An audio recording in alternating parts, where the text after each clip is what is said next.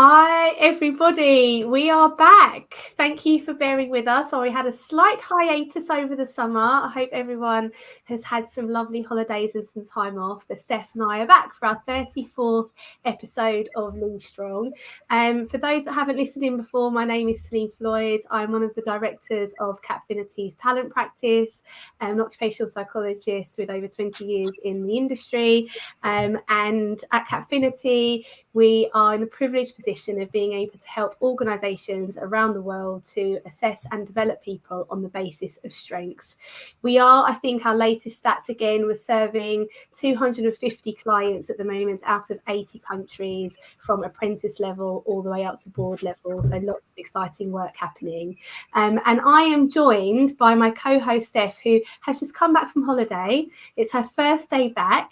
So I know you're elated to be doing a Lead Strong on your first day, Steph.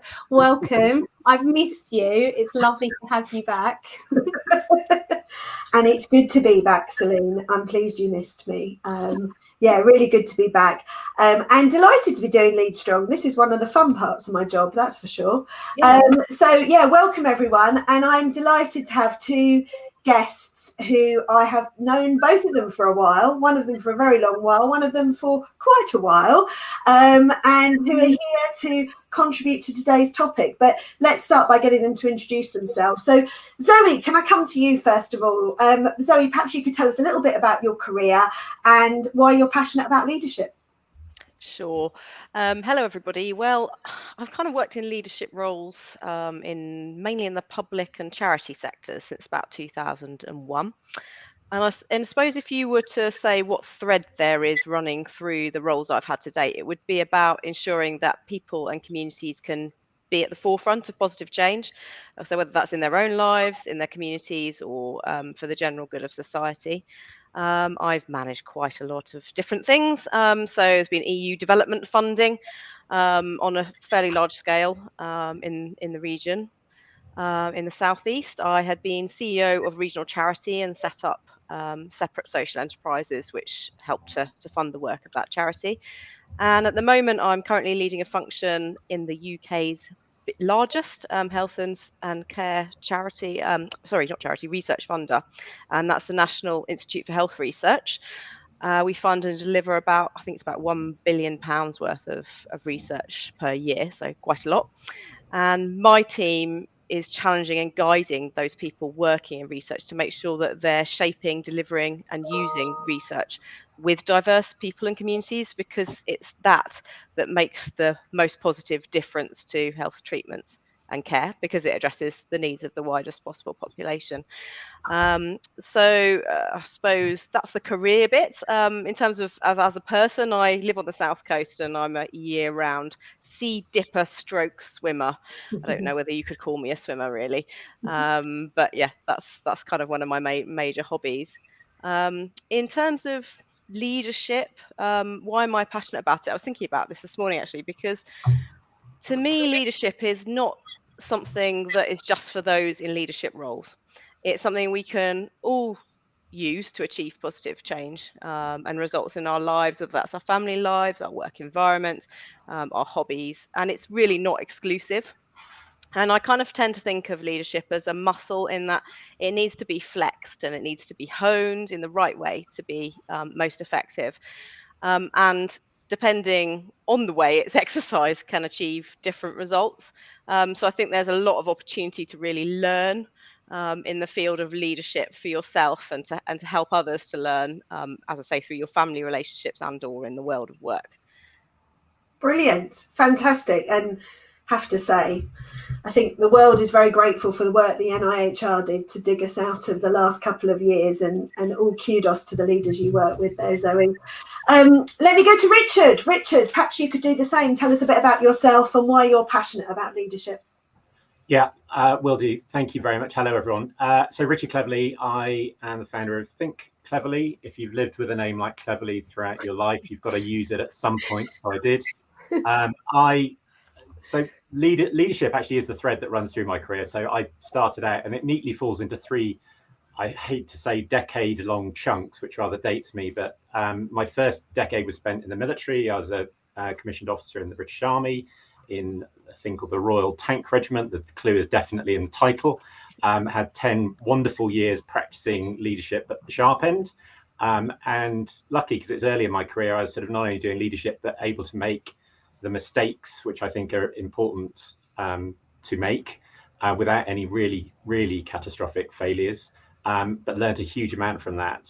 The next decade was spent in consulting on change and leadership.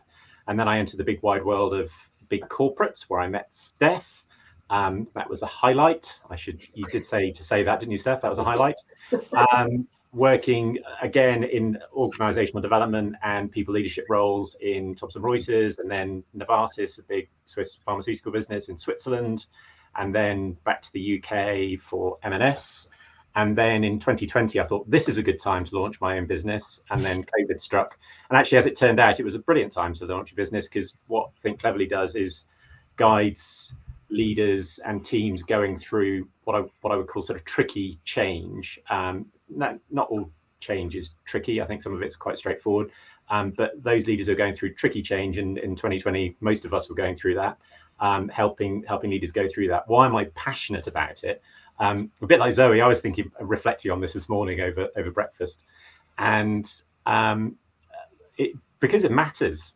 I sort of managed to convince myself at one stage during my career that actually systems and process and all the rest of it could sort of manage almost without leadership. And then I had a couple of experiences which showed me the difference what bad leadership makes and the difference very quickly that great leadership makes. And I think I've been very lucky throughout my career to work with some amazing leaders, and two in particular that stand out, and some less than amazing leaders. And the difference it makes for the organization, but for the people within the organization, is immense. And I'm at a stage in my career now where I really want to help those leaders who've got the ambition to make a difference beyond themselves and in their organizations, and are taking on big challenges.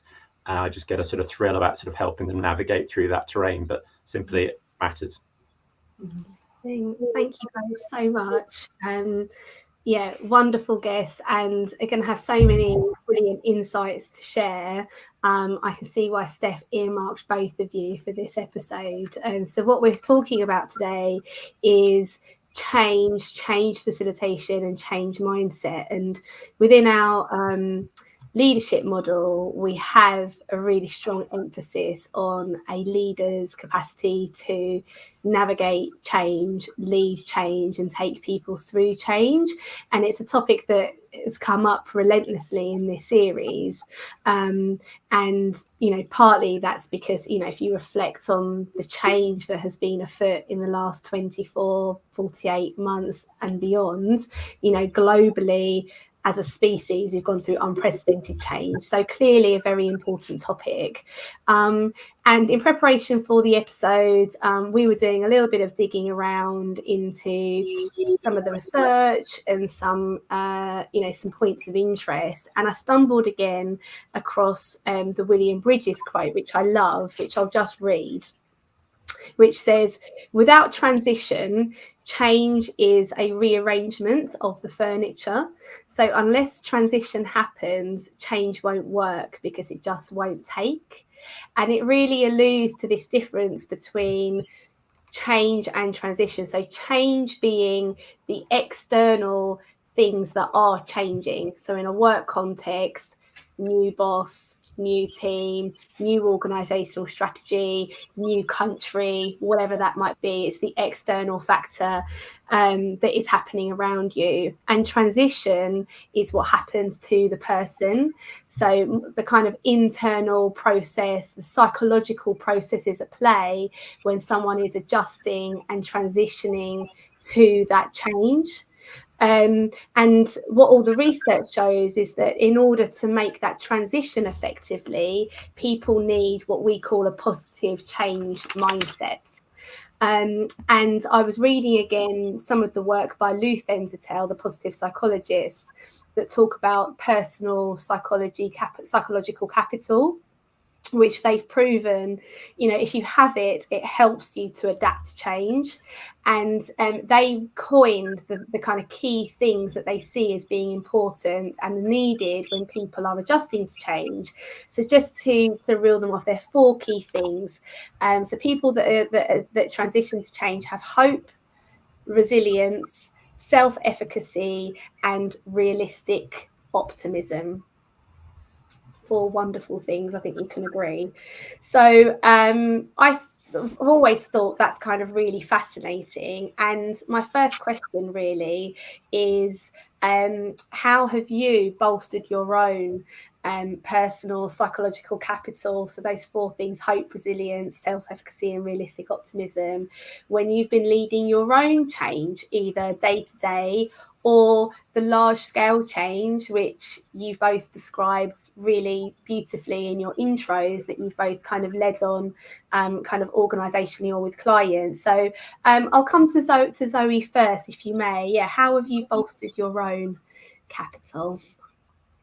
Thank you. Yeah, that was a really interesting challenge, and good to hear where that kind of theory comes from as well. I mean, I think for me, probably 3 things come to mind. The first is, I think, self-confidence, self-efficacy, etc. Yeah. I think sometimes you can leave your past experiences behind a bit too quickly. I mean, maybe when I say you, I mean me.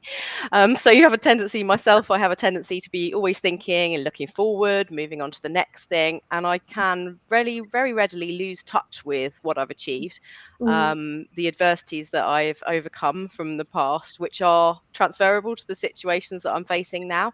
And so I feel that it's really important for me to take stock and step back. Actually, I think I was on a leadership course with Steph, and I seem to vaguely remember a conversation about this at one point.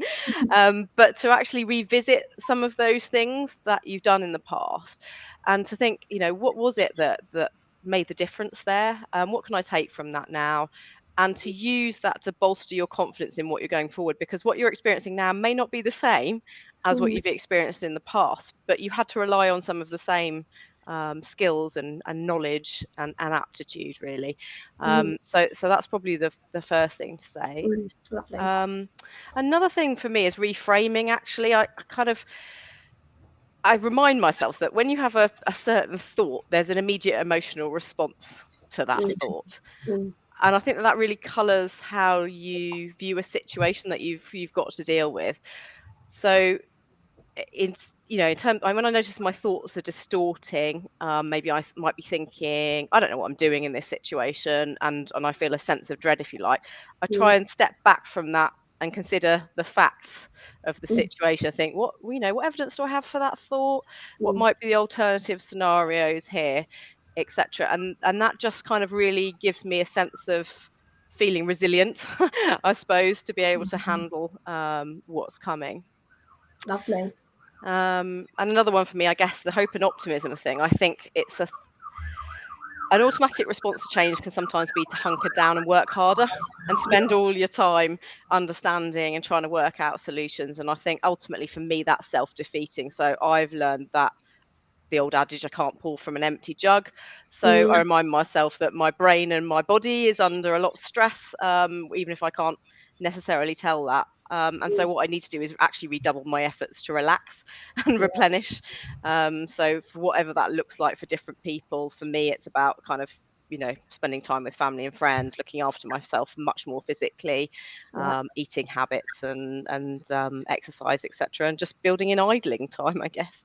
Yeah, lovely. Thank you so much for sharing those, Zoe, and quite like personal examples of what you do. And I think they'll be really helpful for the audience to hear. And I think there's a theme, isn't there, running through that, of just stopping and taking stock of what's going on. And I think we all have in us that knee-jerk reaction to just, as you said, hunker down, and actually it does us a disservice on so many levels when we do that. So it's how do you habituate that notion of stopping and questioning, what's going on externally and internally.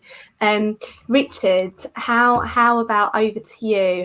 Does that mirror some of the tactics you've deployed, or have there been other things up your sleeve? How have you bolstered your own psychological capital? Yeah, I mean, definitely some similarities. I think and this is a very sort of personal to me, one of the things that I find works is I remind myself not to take it too seriously. And I think this is a little bit based on, and I've realized the same is true of sort of like first responders as it is with the military, is, there's a very dark humor in the army, which is, no one's died. And quite often someone has. So it's very dark humor. But I think, particularly I found in the corporate world, is most of the time the risk, such as it is not really that great. It might be a risk to your reputation, which might feel terrible and catastrophic, or a risk of making a fool of yourself, or all those other things. But most of those are in your head. So one of the things I regularly remind myself of is that, what's the worst that can happen here? Well, I could get fired.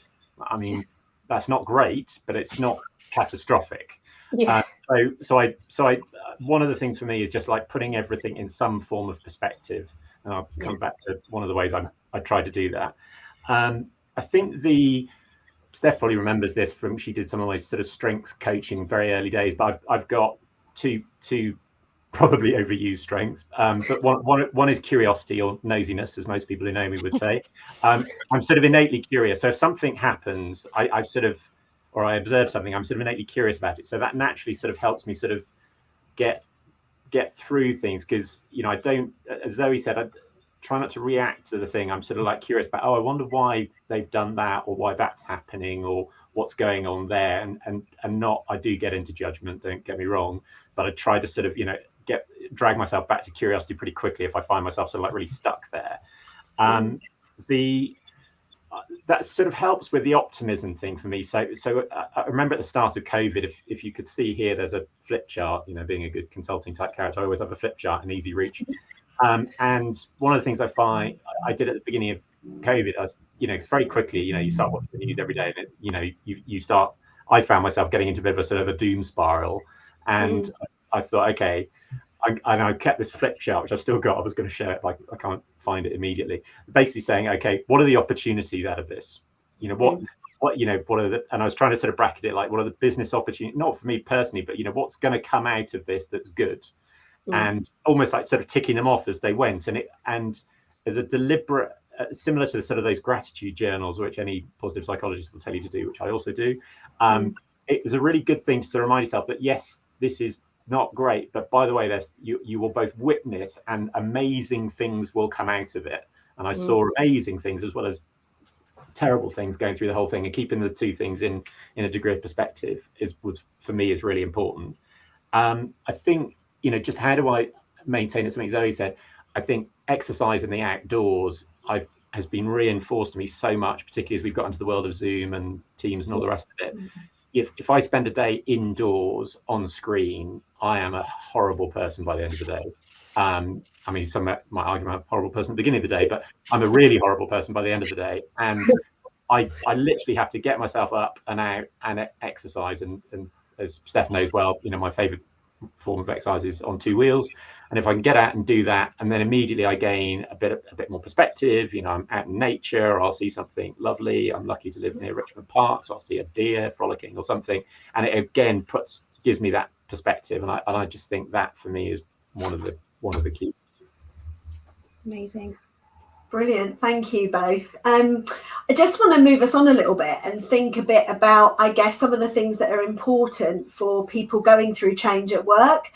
And I know that, Zoe, you in your work, I think I've heard you talk about how trying to, get the public involved in, research with this very large and complex funder that you work for can feel like turning an oil tanker at times. And I know Richard and I have definitely used that analogy in our pasts together.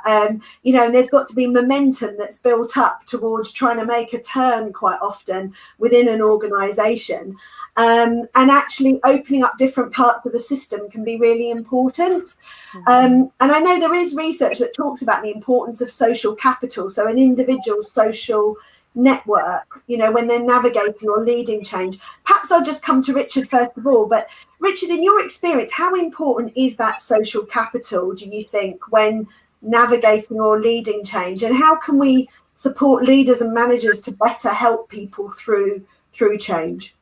Look, I think it's vital, and I was, as I was reflecting on that question before this, I was thinking about a bit of data that came out around Microsoft and the importance of social networks and how it affects both sort of stickability, time to success, all those sort of things. But actually, I then thought I saw a really good example of it, and I tried to sort of make sense of it. But a leader who took over in a business I was in, and there was this big transformation. Had a big fan base, almost for me as a Brit cynic, almost like a disturbing fan base behind him.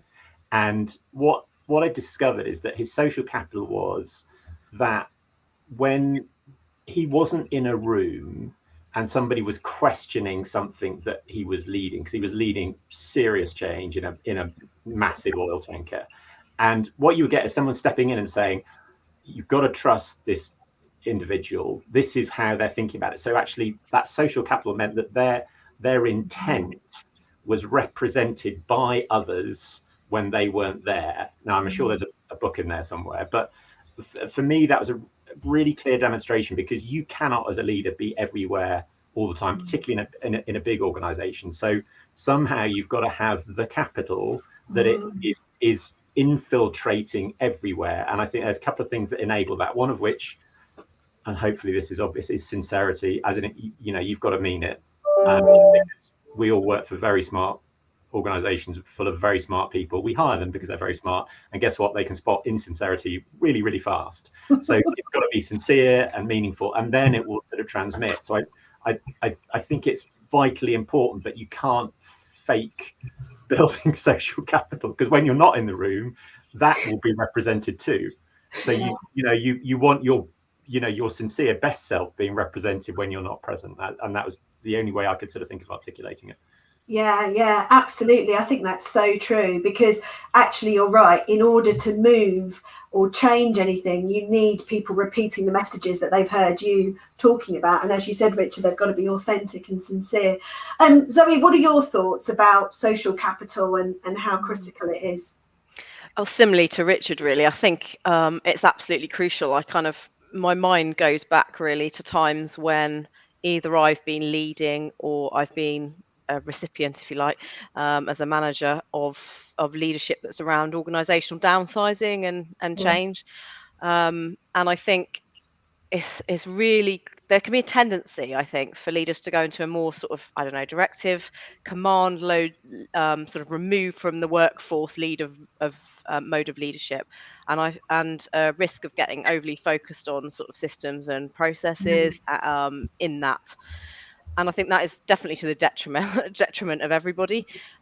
So, you know, on the one hand, I think one of the crucial things is we have to be tuned into the heartbeat of the organisation at all times. And as sort of Richard says, you can't be there all of the time.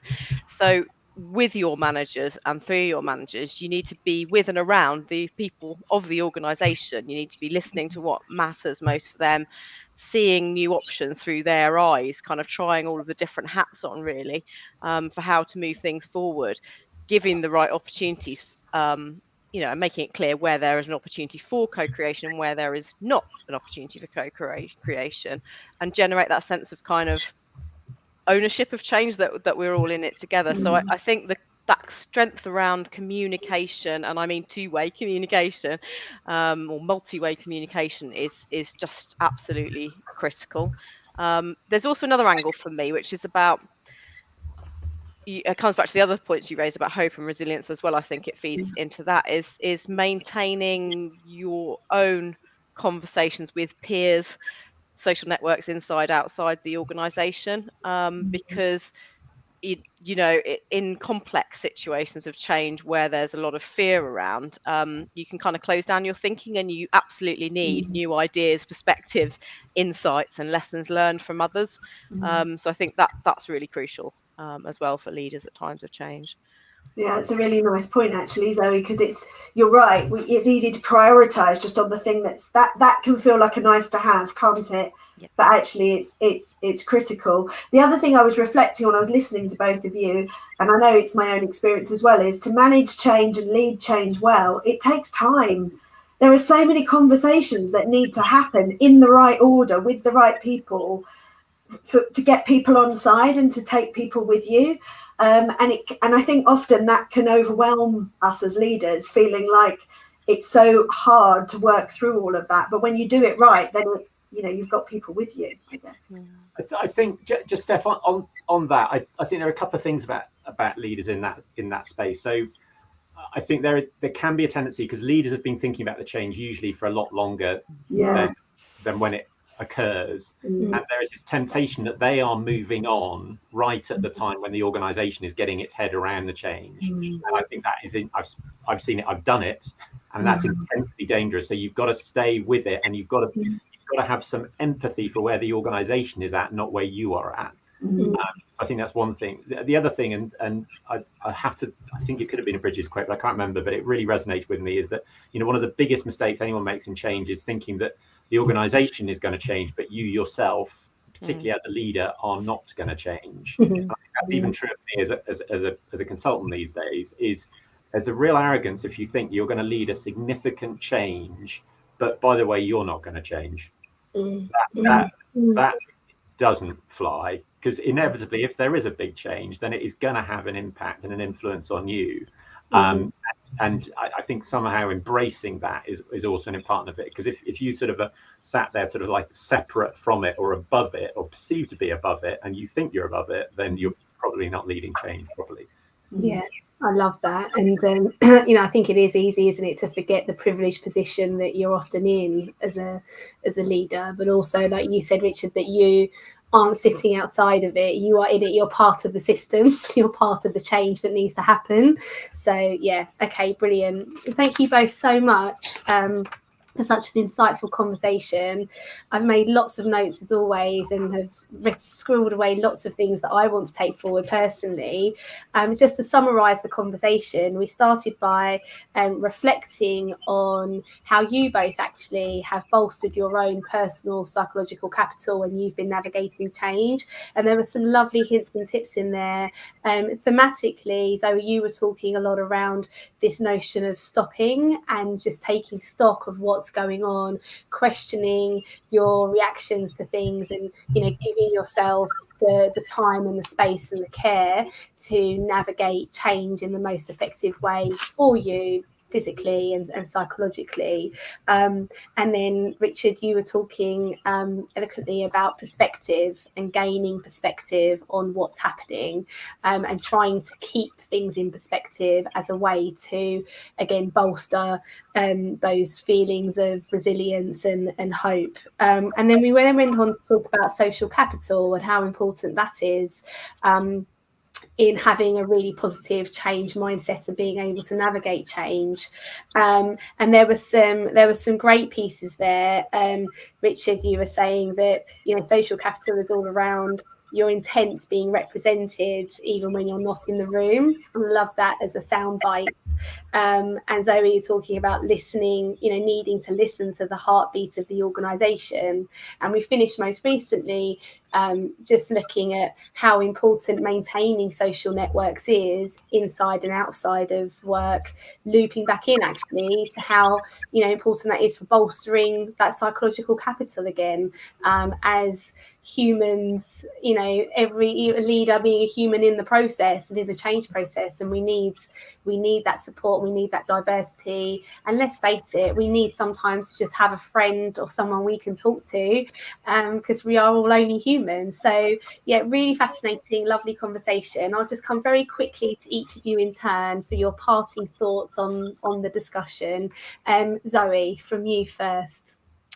So I think probably what I'm taking away from this as an overarching thing is that change doesn't actually really happen to things or organisations. It happens to people, and therefore people need to be at the heart of the change. And us as the leaders, we are at the heart of the change. So we need to start with ourselves and making sure we're fit. Perfect. Love it. Thank you, Zoe. Richard. Yeah, I mean, I feel like just saying, yeah, what Zoe said. But I think there is something for me about being, it's about acting with intent and be really intentional. So intentional about what you're trying to get done, but also intentional about looking after yourself. And, one of the things I regularly sort of use myself as this mechanism of what, so what, now what, is a way of forcing a certain reflective process in the moment. What's going on, so what, and now what are we going to do about that? And I think there's something that sort of runs through that as well. Act with intent and to just force that reflective process all the time. Okay, lovely. Thank you, Richard and Steph. Yeah, what Zoe and what Richard said. What I was going to add was just I going back to Richard's point he made about, as a leader, remembering where you are in the change and where others are in the change. I think it's such a important point, because the problem is, as a leader, you think about that change, you talk about it, you consider it, you go round and round in circles, you have your own emotional reaction to it, and then by the time you announce it, that's gone. And it's so easy to forget that other people then are in a different place on that change curve, and giving them the time that you've had as well is really important. Really important to remember. Okay, thank you. Thank you to all three of you. Thank you to everyone listening. We're back in 2 weeks for our 35th episode. Lovely to be back. Thank you so much to everyone involved. Enjoy the rest of your days. Take care. Bye.